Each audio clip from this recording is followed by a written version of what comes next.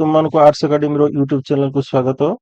ତୁମମାନଙ୍କୁ ଜଣାଅଛି ଯେ ଆସନ୍ତାକାଲି 12:30 ସମୟରେ ପ୍ରକାଶ ପାଇବ ଯୁକ୍ତ 2 ବିଜ୍ଞାନ, କଳା ଏବଂ ବାଣିଜ୍ୟ ସହିତ ଧନ୍ଦାମୂଳକ ଶିକ୍ଷାର ରେଜଲ୍ଟ, ଯୋଉଟାକି ତୁମେ ଗତକାଲି ବିଭିନ୍ନ ଗଣମାଧ୍ୟମ ସହିତ ସାମାଜିକ ଗଣମାଧ୍ୟମରେ ଏ ସୂଚନା ପ୍ରାପ୍ତ କରିଥିଲା। କିନ୍ତୁ ଆଜି ଆମେ ସେଇ ବିଷୟରେ ଆଉ କିଛି ଡିଟେଲ୍ସରେ ଆଲୋଚନା କରିବା।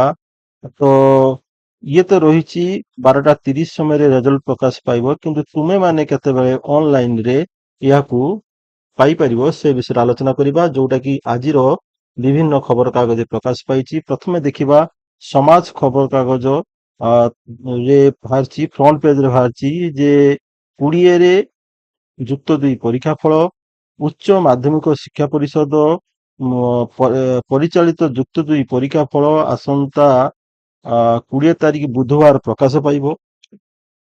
ଏନେଇ ପରିଷଦ ପକ୍ଷରୁ ବିଜ୍ଞପ୍ତି ପ୍ରକାଶ ପାଇଛି।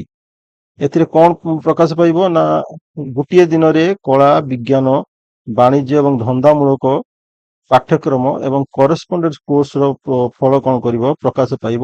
ଏବଂ ଆସନ୍ତା 20 ତାରିଖ ଅପରାହ୍ନ 12:30ରେ କାର୍ଯ୍ୟାଳୟର ବିଦ୍ୟାଳୟ ଏବଂ ଗଣଶିକ୍ଷା ମନ୍ତ୍ରୀ ନିତ୍ୟାନନ୍ଦ ଗଣ୍ଡ ପରୀକ୍ଷା ଫଳ ପୁସ୍ତିକା ଉନ୍ମୋଚନ କରିବେ। ଏଇଟା ପିଲାମାନେ ଭଲସେ ମନେ ରଖ ଯେ ଆସନ୍ତା କାଲି ଅପରାହ୍ନ 12:30 ସମୟରେ ତ କାର୍ଯ୍ୟାଳୟରେ କଣ କରିବେ ନା ନିତ୍ୟାନନ୍ଦ ଗଣ୍ଡ ପରୀକ୍ଷା ଫଳର ପୁସ୍ତିକା ଉନ୍ମୋଚନ କରିବେ। କିନ୍ତୁ ତୁମେମାନେ କେତେବେଳେ ପାଇବ ନା ପରୀକ୍ଷା ଫଳ ପ୍ରକାଶ ପାଇବା ପରେ ଅପରାହ୍ନ 3ଟାରେ ମନେ ରଖିବ ଦୁଇଟା ୱେବସାଇଟ୍ result.odisha.gov.in ଏବଂ results.digilokar.gov.in এই ଦୁଇଟିରେ କଣ କରିବ ନା ତୁମର ଫଳ ପ୍ରକାଶ ପାଇବ। ସେହିଭଳି ସାମ୍ସ ଇ ସ୍ପେସ୍ ମହାବିଦ୍ୟାଳୟ କର୍ତ୍ତୃପକ୍ଷ ପରୀକ୍ଷା ଫଳ ପାଇପାରିବେ, ଅର୍ଥାତ୍ ବିଦ୍ୟାଳୟ କର୍ତ୍ତୃପକ୍ଷ ମାନେ ମଧ୍ୟ ସେ ସେହି ସମୟରେ ଫଳ ପ୍ରକାଶ ପାଇପାରିବେ। ଏବଂ ଫଳ ଘୋଷଣା ଦିନ ଇନଷ୍ଟାଣ୍ଟ ପରୀକ୍ଷା ସୂଚୀ ଘୋଷଣା କରାଯିବ।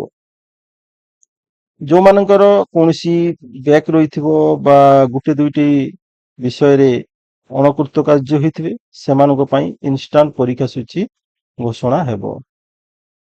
ଚଳିତ ବର୍ଷ ତମର 4,01,623 ଜଣ ଛାତ୍ରଛାତ୍ରୀ ପରୀକ୍ଷା ଦେଇଥିଲେ, ଫର୍ମ ଫିଲ୍ଅପ୍ କରିଥିଲେ ଏବଂ 3,98,090 ଜଣ ପରୀକ୍ଷା ଦେଇଥିଲେ। କଳା ବିଭାଗରେ ସର୍ବାଧିକ ଦେଇଥିଲେ 2,54,119 ଜଣ। ସେପରି ବିଜ୍ଞାନରେ 1,13,826, ବାଣିଜ୍ୟରେ 24,290 ଏବଂ ଧନ୍ଦାମୂଳକ ଶିକ୍ଷାରେ 5,856 ଜଣ।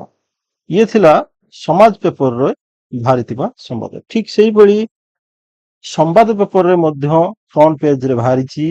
ସମ୍ବାଦ ପେପରରେ ଅଛି କଣ ନା ଉଚ୍ଚ ମାଧ୍ୟମିକ ଶିକ୍ଷା ପରିଷଦ ଦ୍ୱାରା ଉଚ୍ଚ ମାଧ୍ୟମିକ ଶିକ୍ଷା ପରିଷଦ ଦ୍ୱାରା ପରିଚାଳିତ ଦ୍ୱାଦଶ ଶ୍ରେଣୀ ଅର୍ଥାତ୍ ଯୁକ୍ତ 2 ବୋର୍ଡ ପରୀକ୍ଷା ଫଳ ମେ 20 ତାରିଖ ବୁଧବାର ପ୍ରକାଶ ପାଇବ। ଗୋଟିଏ ଦିନରେ କଳା, ବିଜ୍ଞାନ, ବାଣିଜ୍ୟ, ଧନ୍ଦାମୂଳକ ବିଭାଗର ଫଳ ପ୍ରକାଶ ପାଇବ। 20 ତାରିଖ ଅପରାହ୍ନ 12:30 ବିଦ୍ୟାଳୟ ଓ ଗଣଶିକ୍ଷା ମନ୍ତ୍ରୀ ନିତ୍ୟାନନ୍ଦ ଗଣ୍ଡ ପରିସର କାର୍ଯ୍ୟାଳୟରେ ପରୀକ୍ଷା ଫଳ ପୁସ୍ତିକା ଉନ୍ମୋଚନ କରିବେ।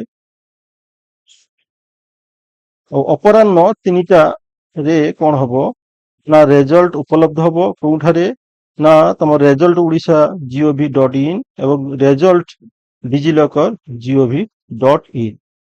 ତା ସହିତ ସାମ୍ସ କଲେଜ ଇ ସ୍ପେସରେ ଛାତ୍ରଛାତ୍ରୀ କଲେଜ କର୍ତ୍ତୃପକ୍ଷ ପାଇଁ ଫଳ ଉପଲବ୍ଧ ହେବ।